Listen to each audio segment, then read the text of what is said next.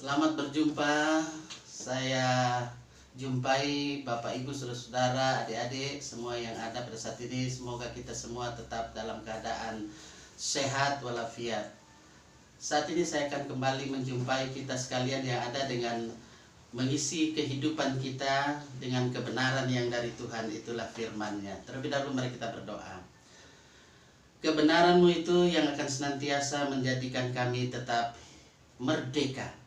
Karena itulah saat ini kami percaya bahwa Tuhan lewat kuasa Roh Kudus akan menerangi hati dan pikiran kami supaya firman Tuhan ketika kami membaca, kami boleh mengerti, kami boleh lakukan di sepanjang perjalanan hidup kami.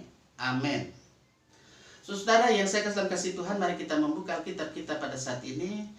Firman Tuhan yang saya ajak kita untuk bersama membukanya. Mari kita membuka dalam kitab Perjanjian Baru, yakni dalam Roma pasal 12 pada ayatnya yang kedua. Roma pasal 12. Sekali lagi Roma pasal 12 ayat 2. Saya akan membaca firman Tuhan yang berkata begini.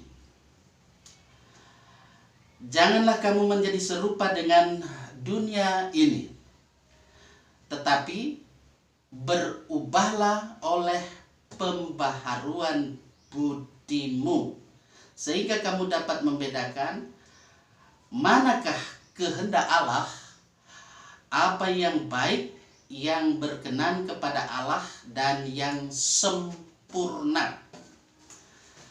Saudara-saudara yang saya kasih dalam kasih dari Tuhan, di era yang kita sebut dengan era milenial kan namanya, ataupun kita sudah berada di era di mana endemi, ketika pandemi kita masih jalani dan menuju memasuki pada masa endemi di COVID-19 ini.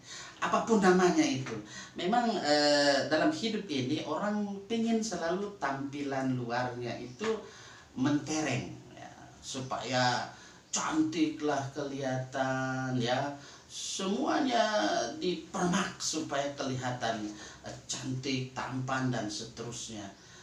Saudara, memang dalam hidup ini penampilan perlu, tapi itu yang nomor 2. Bagaimana firman Tuhan berbicara pada saat ini, saudara? Mari kita melihat di sini bahwa sesungguhnya ketika dalam kehidupan kita di zaman yang ada ini, kita sebagai manusia selalu berusaha ingin mengubah penampilan luarnya supaya lebih indah, lebih mentereng, lebih cantik, lebih tampan dari yang orisinilnya. Nah, di mana-mana ada rumah mode, ada salon kecantikan, ada kosmetika yang selalu diburu orang supaya kalau kulitnya hitam supaya jadi putih. Tapi sekarang juga ada yang disebut dengan manusia apa itu, dulu disebut manusia gerobak.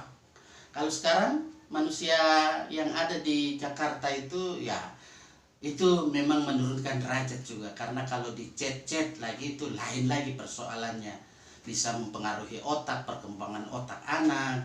Tapi itulah PR pemerintah dan ada bahkan kita juga sebagai gereja, supaya dalam kehidupan kita, ketika kita peduli dalam hidup ini, memang kepedulian kita harus kita juga perhatikan bagaimana dalam kehidupan ini supaya kita merawat diri kita.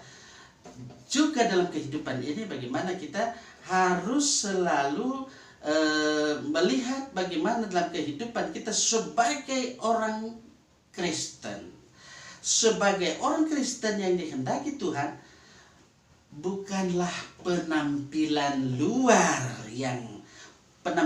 luar saja, tetapi yang terpenting adalah bagaimana kecantikan dan ketampanan yang ada dalam batiniah kita.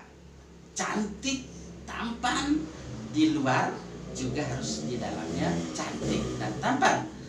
Nah, perubahan sikap hidup yang sesungguhnya itu hanya dapat terjadi jika hal ini dikerjakan oleh Tuhan Yesus Kristus. Karena itu, saudara yang saya kasih dalam kasih Tuhan, mari kita bawalah hidup kita kepada Tuhan. Karena Tuhan itu yang sanggup akan merubah kita. dari perkataan-perkataan kita yang kotor, yang sembrono itu, supaya diubahkan menjadi perkataan-perkataan yang berkenan kepada Tuhan, yang selalu membawa damai, dan selalu membawa keadilan, selalu membawa kebenaran. Karena itulah yang Allah kehendaki dalam kehidupan kita, supaya kita ada transformasi, ada perubahan dalam kehidupan kita. Kita ada terus bermetanoia, berepistropo. Hidup dalam metanoia epistrope, kita harus senantiasa menghidupi kehidupan kita selalu datanglah kepada Tuhan. Dia sanggup mengubah hidup kita berkenan kepadanya. Amin.